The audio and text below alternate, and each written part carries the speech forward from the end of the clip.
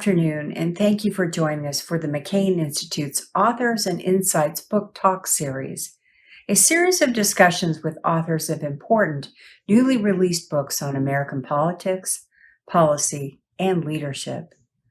My husband fought his whole life to promote American character-driven leadership and democracy to the public, and it's incredibly important today to carry that legacy forward by any means necessary. In today's installment, Foreign Policy Crossroads, Where We Are and How We Got Here, we will welcome former Secretary of State Madeleine Albright, one of the world's most admired and tireless public servants and a force to be reckoned with, to talk about her book, Hell and Other Destinations, a 21st Century Memoir, where she details her life experiences after leaving the State Department. Listen in as McCain Institute Executive Director Mark Green and Secretary Albright discuss U.S. foreign policy and the challenges we face moving forward. Thank you. Good afternoon, and thank you, Cindy, for that kind introduction. Welcome, everyone, to another episode of Authors and Insights Book Talk series, where we interview prominent authors, new books on politics, policy, and leadership. I'm Mark Green, Executive Director of the McCain Institute. At the Institute, we believe in leadership. We believe in American leadership. And we believe in character-driven leadership and the difference it can make with the important challenges facing us here at home and around the world. The program is one of the ways that we reaffirm the importance of those principles. During this conversation, I hope you'll feel free to submit questions by clicking on the Q&A button at the bottom of your screen. I've already received a number of questions, and hopefully we'll get to most of them. Today, as you all know, we are joined by Madeleine Albright. Madeleine Albright is a professor, author, diplomat, and businesswoman who served as the U.S. Permanent Representative to the United Nations and the 64th Secretary of State. She also chairs the National Democratic Institute, which we'll get to in a few minutes. And in 2012, she received the nation's highest civilian honor, Presidential Medal of Freedom. But in some ways, that doesn't really tell the full story, at least not enough of the story. So let me borrow from her book. Albright was born in Prague shortly before World War II. Her family fled to London when the Nazis invaded, only returning to Czechoslovakia after Hitler surrendered. They moved to Belgrade when her father became ambassador to Yugoslavia, only to flee again when the communists seized control of that country. They eventually found their way to the US, first Long Island and then Denver. And that gave rise to what is, quite frankly, my favorite moment from her memoir. One July 4th, when she was Secretary of State, she presided at a naturalization ceremony on Monticello's front steps. One immigrant whispered to his family, "Can you believe I came to the US as a refugee and I've just received my citizenship papers from the Secretary of State?" Madeleine Albright approached him afterwards and said, "Can you believe a refugee is the Secretary of State?" To me, that's something incredibly special. Her latest book is Hell and Other Destinations, a 21st Century Memoir. Madeleine Albright, thank you and welcome to this series. It's great to be with you, Mark. Thank you very much for inviting me. Well, I do appreciate it. We're honored.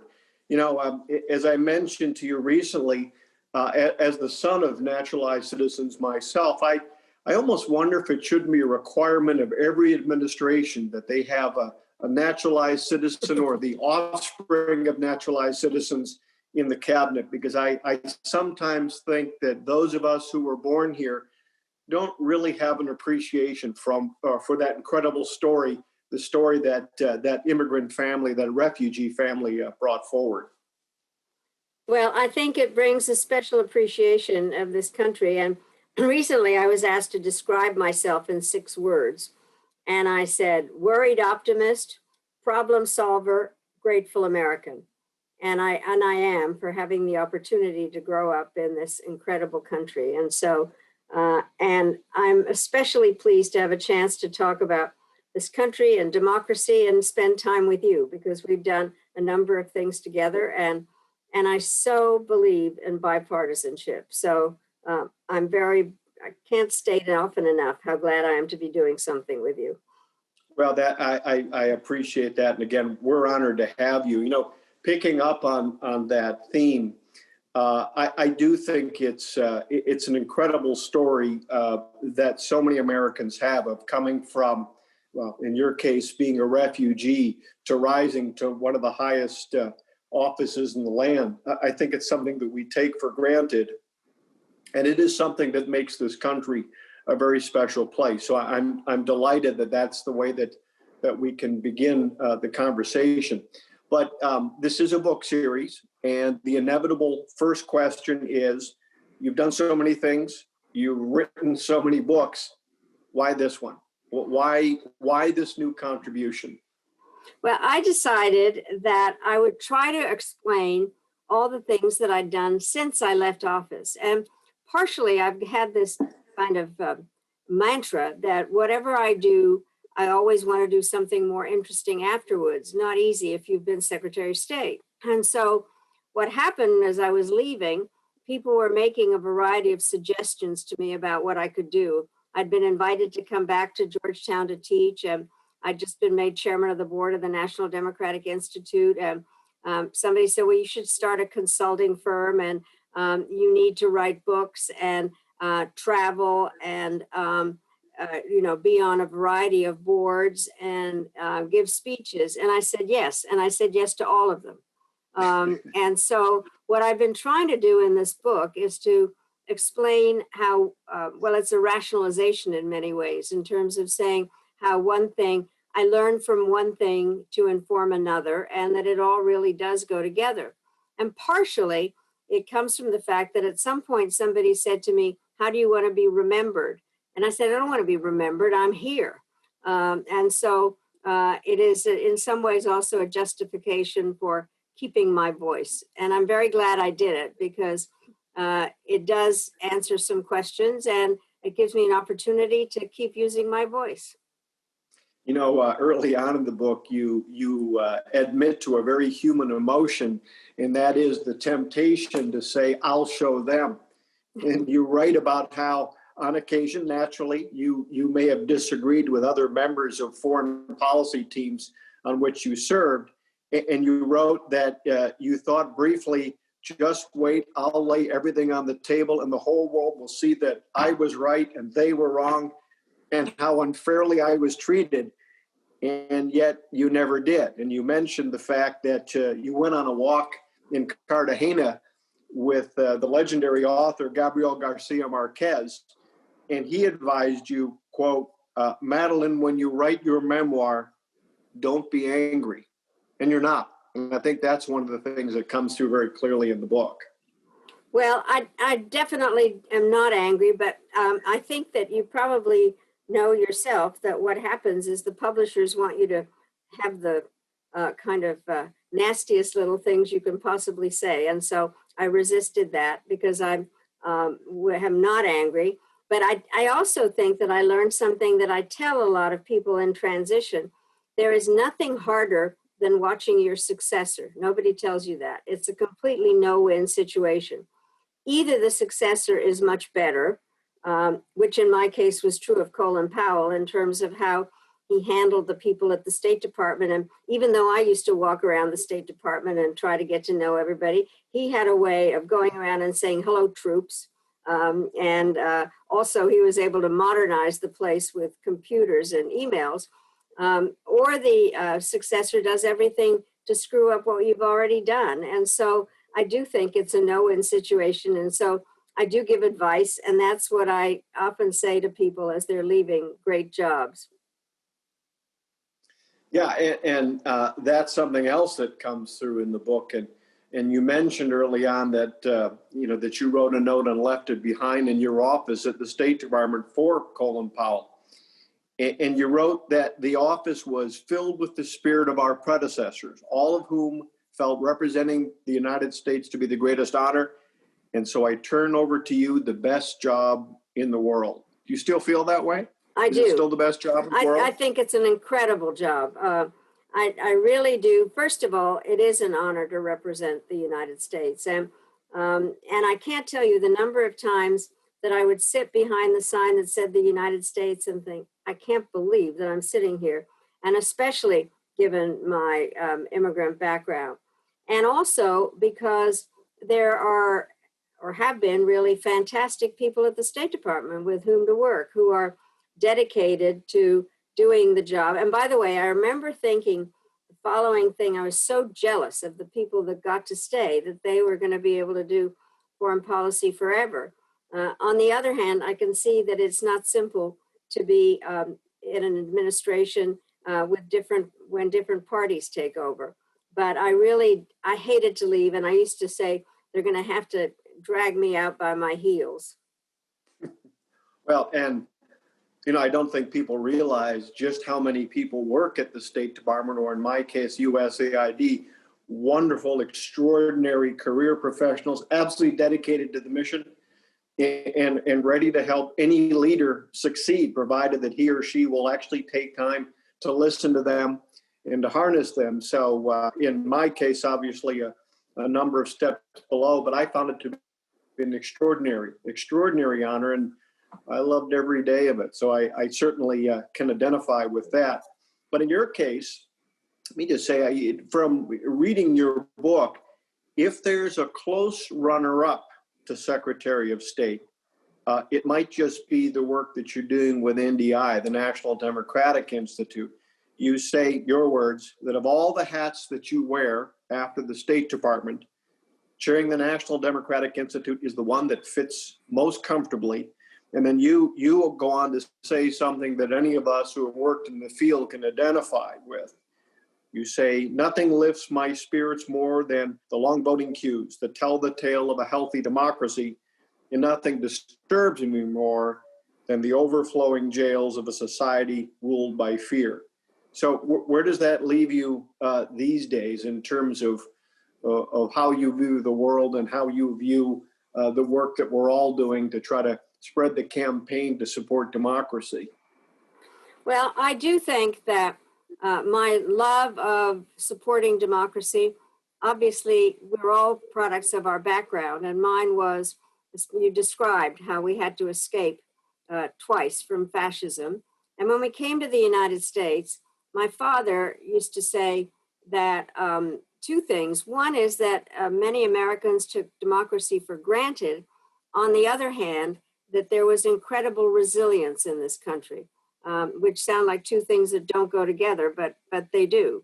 And then I also kept hearing things where people would say, well, not every country's ready for democracy. Or they would say something like, Asian values are not for democracy. And I never believed that. I think we're all the same, and that people want to be able to make decisions about their own lives, which begins with where you live and you send your kids to school, and then expands to wanting to be able to make some decisions about how others run your country. And by the way, I deliberately made a Korean American my assistant secretary for democracy in order to show that it was ridiculous to say that X group of people weren't ready for democracy. I do think that democracy is difficult. There's no question. And we are proving that, and other countries are. But it doesn't in any way devalue the fact that people do want to be able to live in a country where they have something to say. So, and I do love doing the National Democratic Institute work, which is always in demand in many ways and more complicated. And so one of the things I've been saying more and more is democracy has to deliver. And there's always the question about how political and economic powers play together. I know in graduate school, you argue that all the time. And ultimately, I say they have to go together because people want to vote and eat. And so it is something that has gotten, in many ways, more complicated in terms of technology, which we thought was going to be really empowering in democracy, but has also been able to spread things that aren't true. And also I think in terms of the fact that we have many countries, we have also non-state actors that play a role in it. And so there's always something to think about and do. And I know it's something that you are dedicated to, and Senator McCain was. And so we have a lot to talk about and in common about that. And also, given the fact of your previous life at USAID, it really does make very clear that economic and political environment go together. You know, it's interesting as you say that. I fully agree. We're on the heels of the International Day for Democracy right now as we record this. I think back to Reagan's legendary Westminster speech, which got IRI, NDI, the NED, and the others going. And he had a great line in it because he made reference to people who somehow argue that other cultures couldn't, quote unquote, handle democracy. And he referred to that as cultural condescension or worse. And that always stuck with me because I agree fundamentally. On the other hand, you know, we also face our disappointments and setbacks. You know, we're looking at a country like Burma, Myanmar, which there was that moment of elation as we all saw the transition, and now the plight of the Rohingya. So it is hardly a linear progression. And I think that is something that we have to remember, and frankly, with humility, because one of the things, you know, first of all, I do think that what President Reagan did was remarkable, and I refer to the Westminster speech very often. And what he was saying basically was that democracies were not real good about explaining themselves vis-a-vis communism, and he did come back and establish the endowment. But I think that we have been able to take his really great concept and then figure out how to make it work. And I know that there's kind of a relook at everything.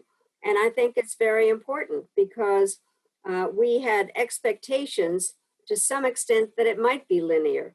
And it's not. And I have to say, most recently, we've been doing work, for instance, in North Africa and Egypt, for instance. And one of the things I remember at some stage talking to an Egyptian member of parliament, and I said, you know, it would be really important if you could compromise and build some coalitions. And he said to me, you mean like you guys? So we are not exactly the great example at the moment, but I think we point out that it's not linear and that we all have to keep working on various aspects of democratic governance. You know, you wouldn't remember, but you and I first met actually as election observers in Ukraine in the Poroshenko election that turned the page in so many ways in Ukraine. And I do remember sharing, the two of us, the moments of elation that we felt or that we observed as people went to exercise their right to vote and send a very clear signal to the oligarchs, but also, you know, let's be honest, also to Moscow and what people were looking for. And it certainly was an inspirational moment. And, you know, what comes through in your book is how personal this is to you and really how it does tie into your heritage. Again, I think those of us who our lineage is overseas, just one generation back, we have a special appreciation for how difficult and how precious and sadly how rare democracy can be. One thing that comes through, you know, I don't know that Americans appreciate when you walk through the US Capitol, there are only a handful of non-Americans, foreigners who are depicted there. And one of them is Vaclav Havel. And you indicated in your book that, you know, he's about as close to a hero to you personally as perhaps there is. So for a new generation of Americans who tragically may not appreciate the role of Havel, how would you describe Havel and, of course, your relationship with him later in life? Well, I do think he was one of the most remarkable characters. And let me just put it into context. I grew up with a father and mother who talked about Czechoslovakia during the interwar period as this perfect place. It was a republic that had been created, by the way, thanks to Woodrow Wilson and the 14 points. And really a sense that and the first president of Czechoslovakia married an American. And her name was Charlotte Gehrig, and he took her maiden name as his middle name. You can visualize that at the end of the 19th century that somebody would do that. And the Czechoslovak Constitution was modeled on the American one, except for one major difference. It had equal right language in it in 1918. And so my parents spent a lot of time talking about how terrific Czechoslovakia was. And so then we come to the United States after the communists had taken over. And then it's hard to kind of explain this to people, but there would be something interesting going on in Hungary in 1956 and in Poland every 10 years. And we were living in Denver, and people would come up and say, "What's the matter with your country? Nothing's happening in Czechoslovakia." And so it was kind of embarrassing. And then there was a magic moment in 1968 with Prague Spring. And then again, there was, quote, normalization. So then all of a sudden, what happens is the wall comes down and Czechoslovakia is still called, really all of a sudden became a place that there were escapees that came to, and there were demonstrations, and the students were the ones that demonstrated, and all of a sudden Prague was alive. And what happened was that there was this man, Vaclav Havel, who had been a playwright and an author and a major dissident for a long time, having spent time in jail. And I'd read about him, but watching him, and you've been to Prague, is to the demonstrations, and he's standing on a balcony in Wenceslas Square and just kind of showing a whole new way that things could be done. And he, it's a longer story, but he becomes the first president. So what happens is I was asked to go there this happened in 89, the Velvet Revolution. And so I was asked to go there in 1990 on behalf of NDI to see what we could do to help. And because life is so crazy, I had written my dissertation on the role of the Czechoslovak press in 1968. And the person who helped me was a man who had kept Radio Prague on the air during the Soviet invasion. And he came to the United States. We got to be friends. He explained what I was reading in the newspapers for my dissertation. Anyway, he becomes the foreign minister. And so I call him up and I said, "What can I do to help?" And he said, "Help the students."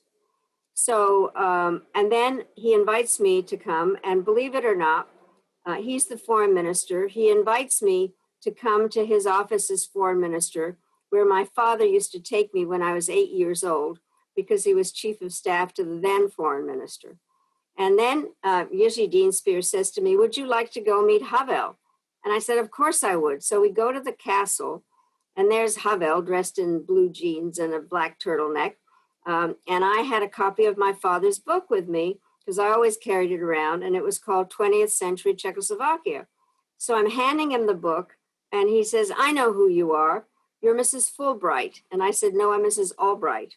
And that was the beginning of our friendship. And what he said to me was, "Would you go now with my advisors and tell them what a president's office should look like, how it should be set up, what the kind of diagram was going to be?" So I go with these people to this restaurant, and it was snowing in January. I walked back to my hotel, and I had my first out-of-body experience, the only one, frankly, where all of a sudden I thought, I've never left here. And then I thought, of course I left there, otherwise I wouldn't know what a presidential office should be doing. So then Havel came, he had decided that he would come to the United States. And what happened was that I was kind of the advanced person for it.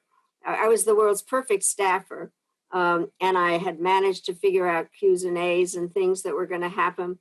And he looks to all his people and he says, "Now this is an advisor." And I sort of did the work, but to one of the things, I remembered was that Dean Spirit said, help the students. And so the first thing I did was take Havel to Georgetown so he could talk to students.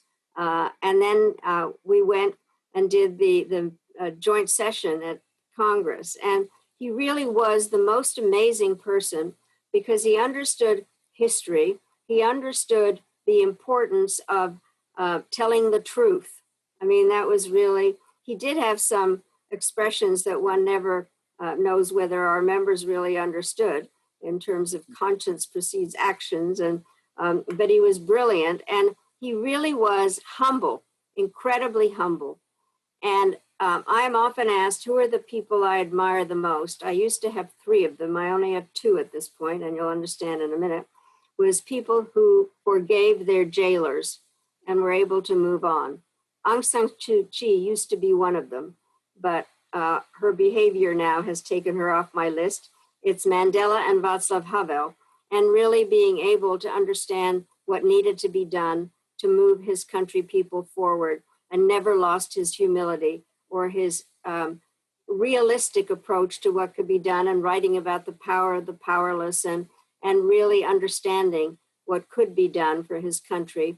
And he was a moral leader. And so I was so delighted when his bust was put in the Capitol, and I was there.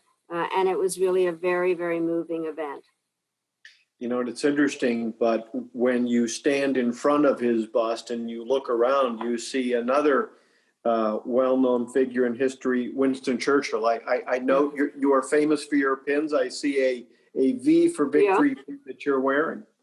I'll tell you the story of this, actually, which is that when we were in London, my father worked for the government, the Czechoslovak government in exile. And the things that he was supposed to, among the things he did, was to broadcast over BBC into Czechoslovakia all through the war. And I was a little girl. I actually thought he was in the radio, but I would listen to BBC, and every BBC broadcast would begin with the first 5 notes of Beethoven's Fifth on a kettle drum, da-da-da-dum, which in Morse code is V for victory. And so I thought I'd bring all the things together by wearing a V for victory. Indeed. You know, and you've talked about how much you believe in bipartisanship. And in many ways, obviously, this program is all about that. But this work in standing up for democracy and leadership and principle, that's what should unite Republicans, Democrats, independents. And in your book, and of course, we're the McCain Institute, and so we naturally like to point out moments from John McCain's extraordinary life. But you point out, first off, you say his temper could melt diamonds, but when his mood was light, so could his laugh. No one would disagree with you. Yes.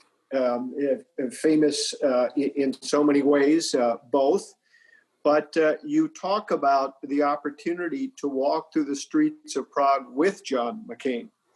And you mentioned that while Havel was arranging for Paul Simon to perform in Old Town Square, you and McCain joined in a more modest revel singing "We Shall Overcome" with former dissidents at their headquarters across the street. And you remember thinking to yourself, it doesn't get any better than this. You were right, it doesn't, and it hasn't. Yeah. Well, I have to say, I say this even when I'm not sitting with you and looking at 2 McCain cups. He is one of the people that I admire greatly for his service to our country, both in the military and then on the Hill, and our friendship. I think we had a genuine friendship, and I miss it. He really, but there were, I think of the various things that we did. I love taking people to my hometown, and Prague is a truly beautiful city. And we went there to observe the election in the summer of 1990. And we went to the headquarters of Charter 77, which was kind of the organization.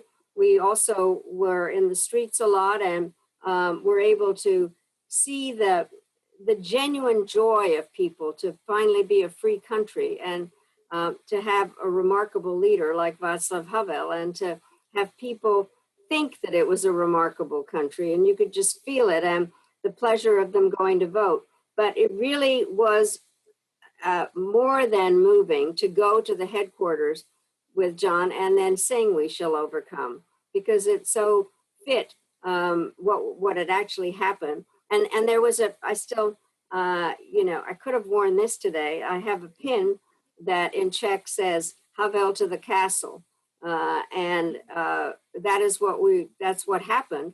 And it was overcoming basically years of communism. And for somebody like John McCain, who had suffered from communism in jail, it was just a combination of all kinds of emotional feelings, and then taking such a wonderful man around this town. But the "We Shall Overcome" was especially moving. And John and I used to talk about it at various times afterwards when we would get together to talk about democracy and what IRI was doing and what NDI was doing and how we could do more things together. Yeah, and I do think, and obviously for our audience, I used to help lead IRI. When IRI and NDI go together, either in election observation and the work that they do, that is about as powerful a statement as there can be about the importance of democracy and what it means and how it is at the heart of our American identity. So it is very much unifying. Yeah, very much. And I do think that we need to keep remembering that. By the way, I do teach also, as I said, and today I'm getting ready for something that I'm going to do in class. And I was talking about the founding of NATO, frankly. And I love when I teach to talk about the relationship of executive and legislative relations. And I was just reading about the founding act of NATO, which was co-sponsored by Vandenberg, a great Republican senator, and showed what happens when we can manage to work together. And so I used to love to work with Senator McCain, I have to tell you. And then Chairman McCain, when he invited me to come and testify before Armed Services, and just generally a remarkable human being. Yeah, we all miss him. We all miss him greatly. So when I do interviews, I often ask people to tell me something that we don't know about them. Your book suggests a target-rich environment. Obviously, you've been a public figure for a very long time, but my guess is some who are viewing today may not be aware of your acting turns in Madam Secretary, the Gilmore Girls, and Parks and Recreation. Alternative career? Well, I think people are surprised that I actually have a sense of humor and like to have fun. And so certainly my grandchildren at something said, we didn't realize that Grandma Maddie could be so funny. But where this all started, frankly, is that when I was Secretary of State, I was told that I had to go to the ASEAN Regional Forum, where I didn't want to go, frankly. You had already brought up Burma at the time, that Burma had been invited to become a member. At that point, they were run by what was known as the SLORC, the military government, and I didn't want to go. But then they said, you have to go. And one of the things that happens is there's always a dinner at the end where every country has to put on a skit, and the United States always does very badly. And I said, well, I'm definitely not going. And they said, well, you have to. And so the State Department gave me the lyrics to Mary Had a Little Lamb or something, and I said, I am not doing this.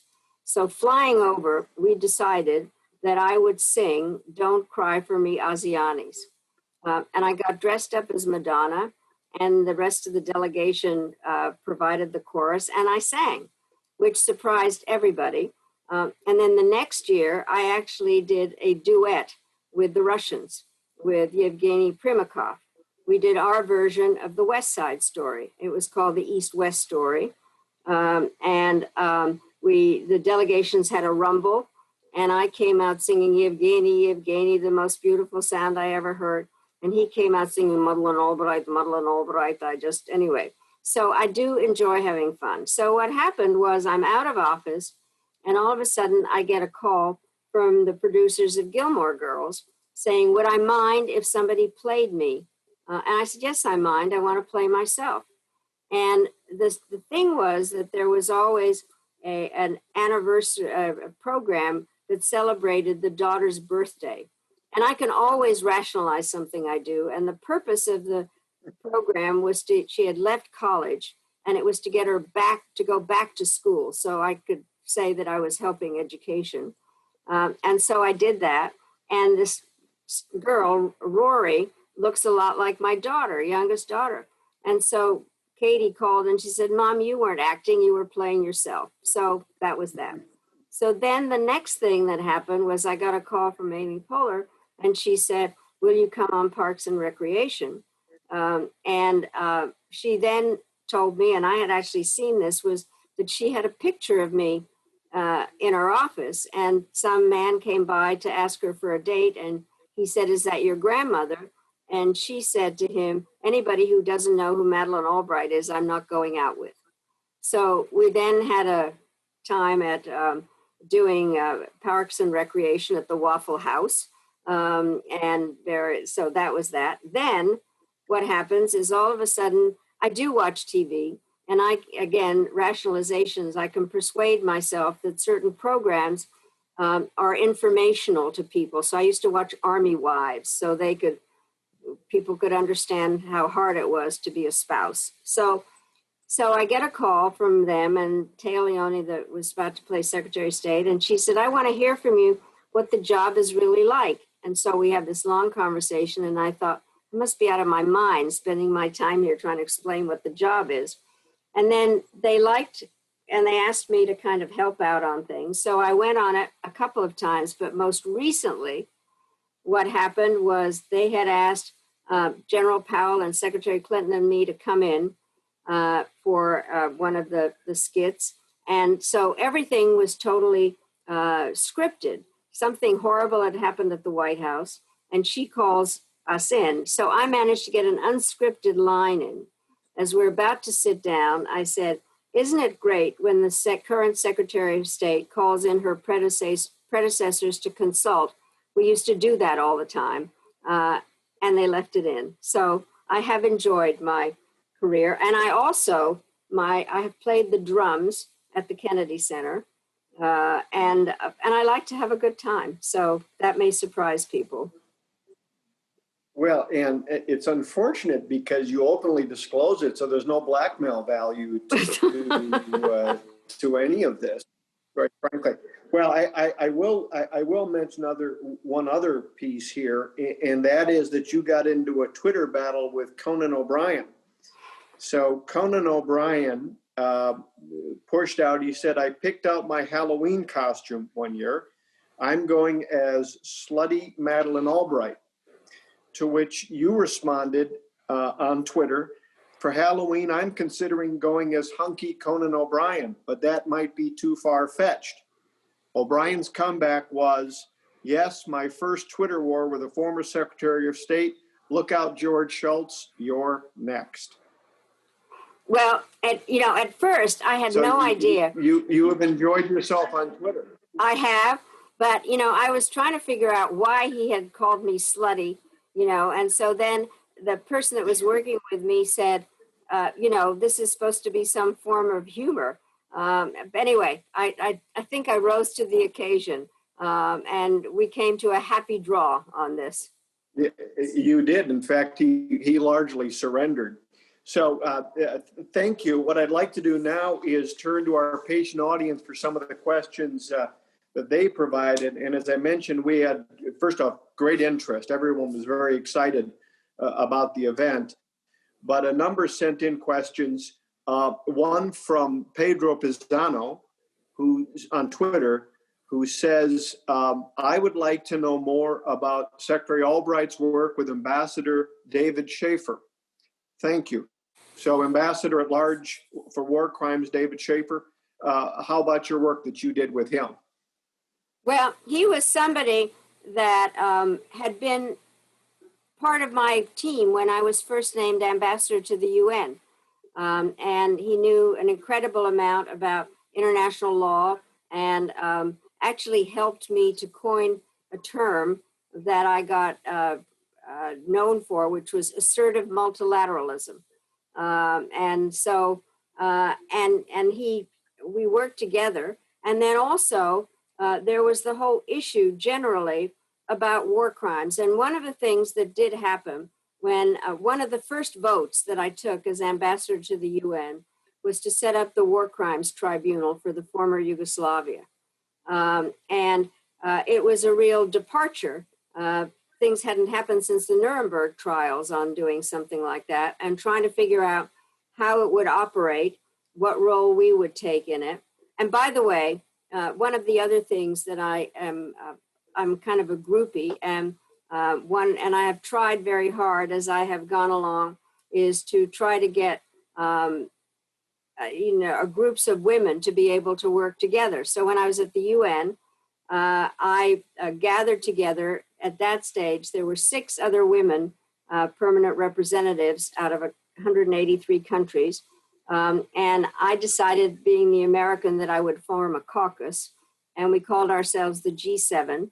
And we lobbied to have women judges on this war crimes tribunal because most of the crimes have been committed against women. But then what happened was the question, and David was very much a part of all this, was to try to figure out how to enlarge the issue of war crimes tribunal. There were questions about creating an international criminal court, which we have not joined. But David is somebody that I have the highest respect for in terms of his dedication to humanitarian issues and his knowledge as an international lawyer, and the really, really helpful role he played when we were in office. And you just made some reference to it, but I'll group together a number of questions that we've just received.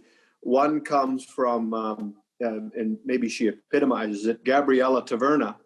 She writes that she is 17 years old and you were one of her biggest inspirations.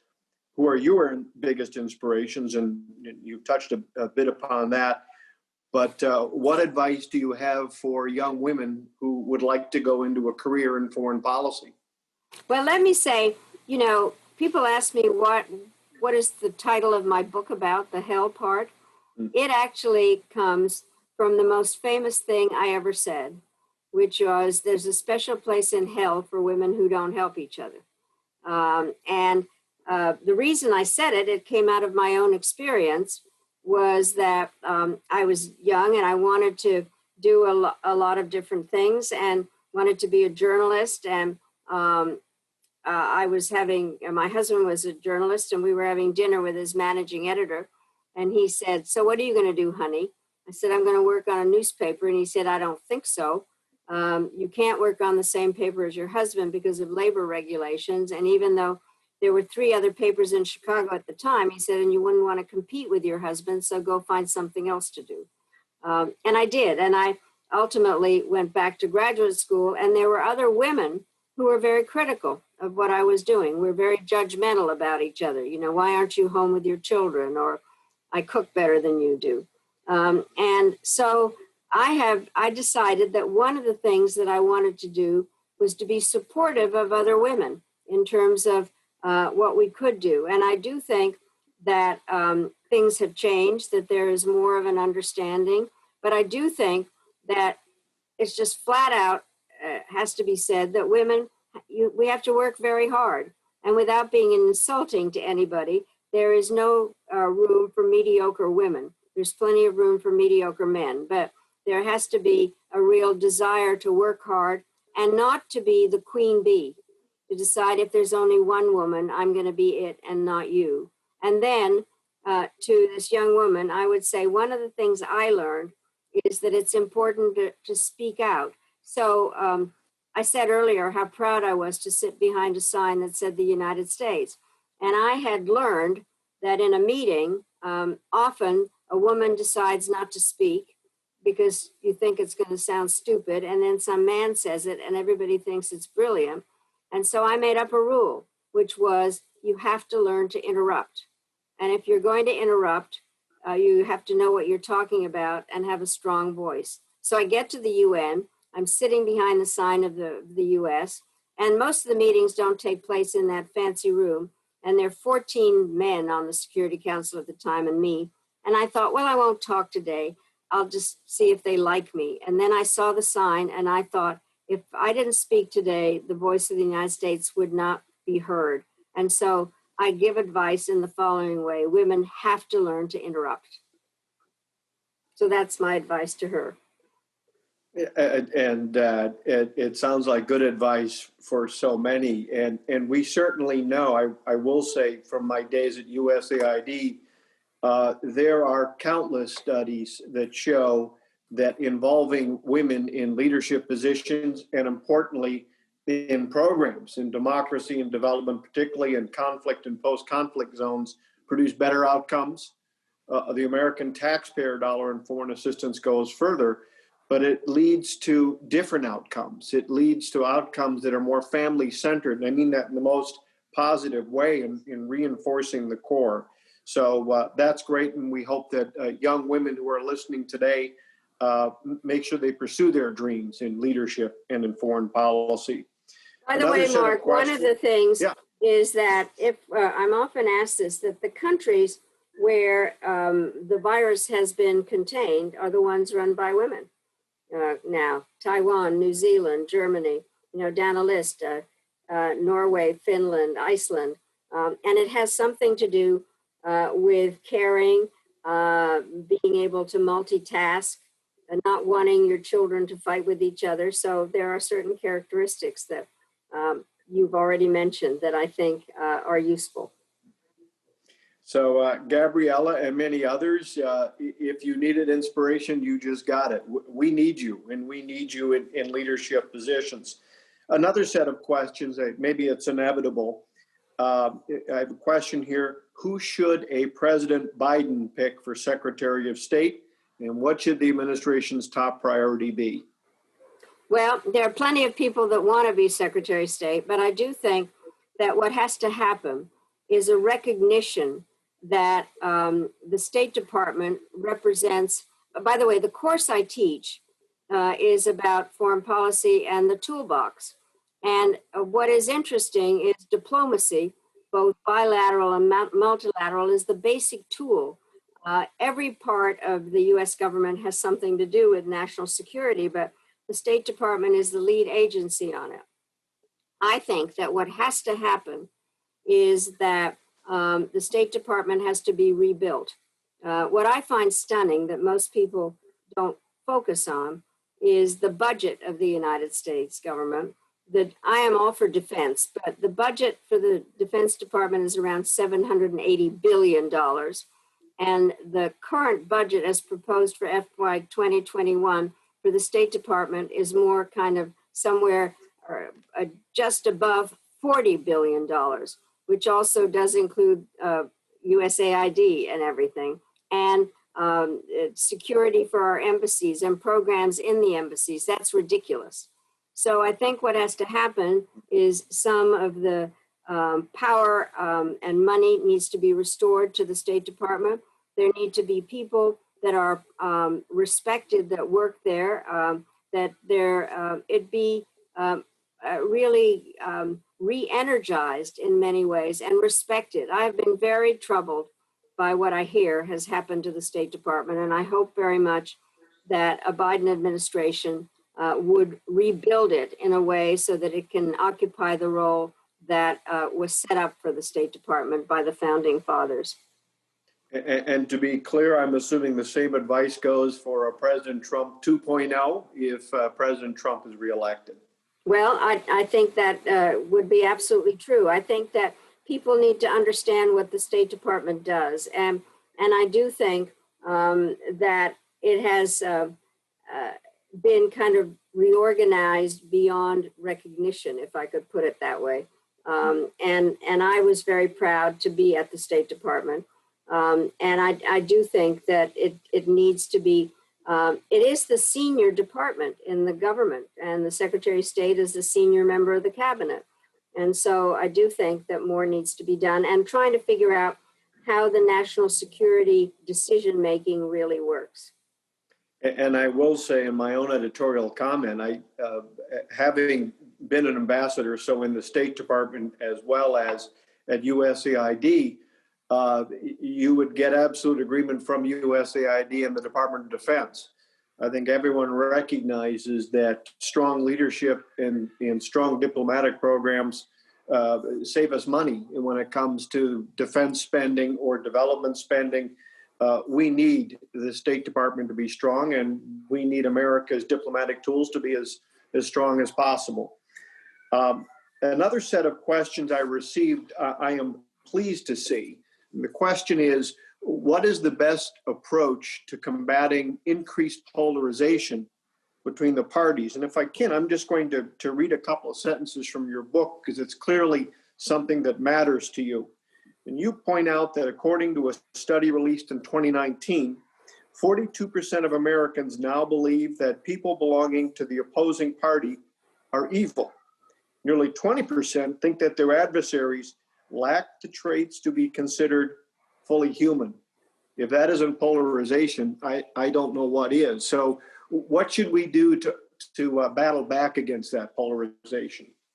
Well, I do think what has troubled me more than anything are the divisions that exist in our society. And every society has some divisions, but they have clearly become exacerbated. And I think that is something to worry about a lot. And it's something that Senator McCain didn't want to have happen. Believe me, we did a lot to kind of think and talk about how to work together on a number of different issues.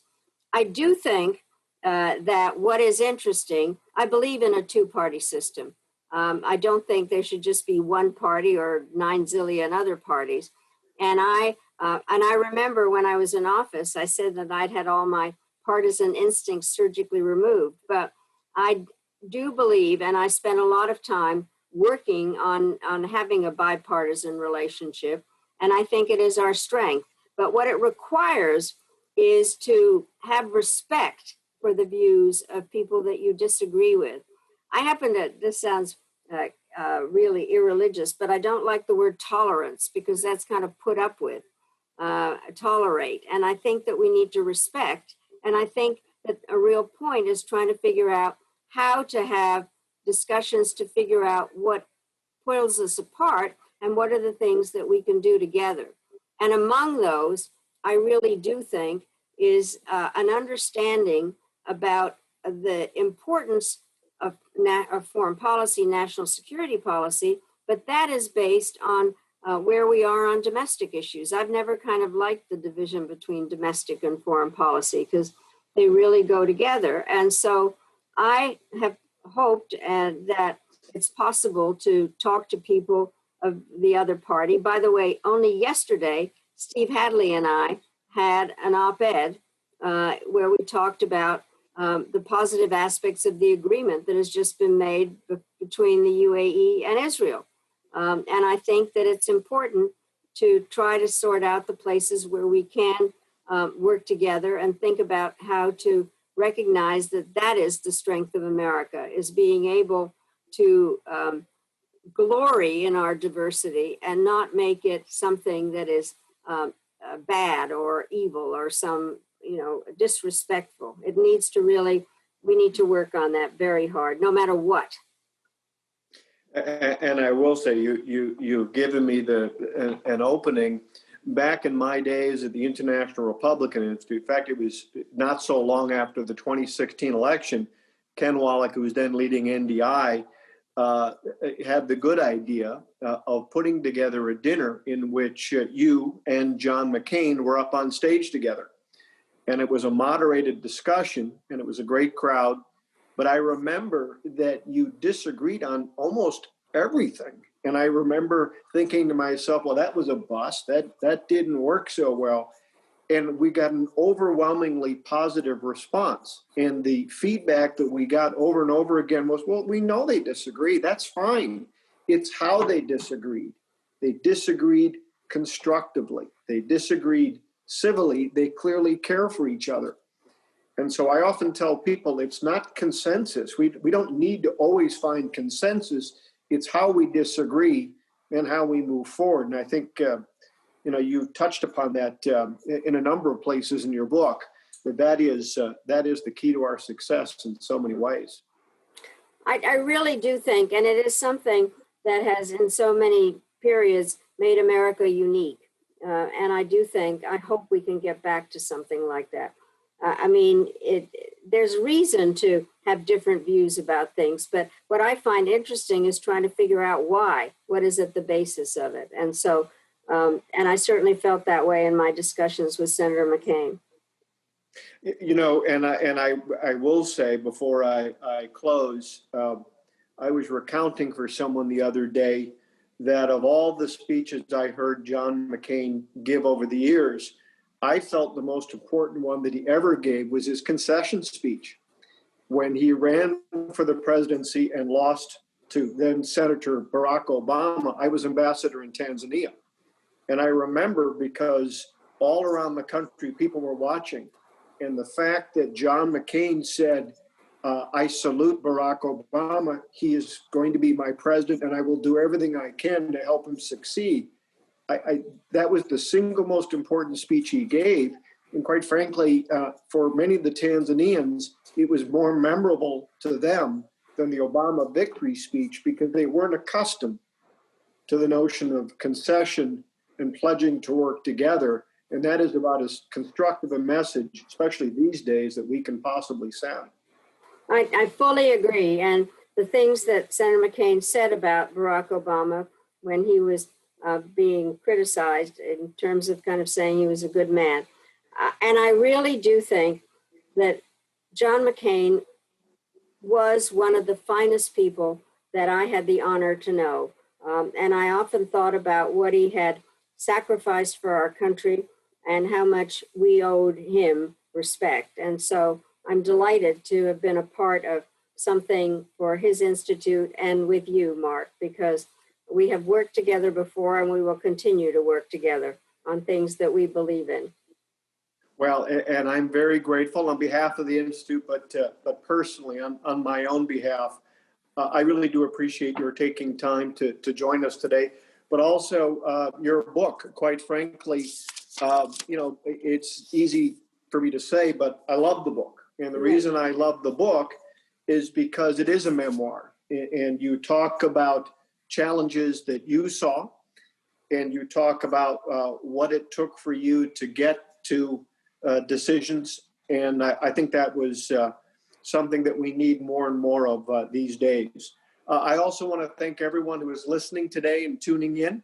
I hope you enjoyed today's book discussion. Our next installment of Authors and Insights will feature General H.R. McMaster, and he'll be speaking about his upcoming book, Battlegrounds, The Fight to Defend the Free World. That discussion will be moderated by Arizona State University President Michael Crow, and it will take place on Wednesday, October 7th. I hope you'll keep an eye out on our social media platforms at McCain Institute on Instagram and Twitter for any updates and changes. Once again, thank you to Secretary Albright. It's been an honor, and thanks to all of you. I look forward to joining you again soon. Thank you. Thank you.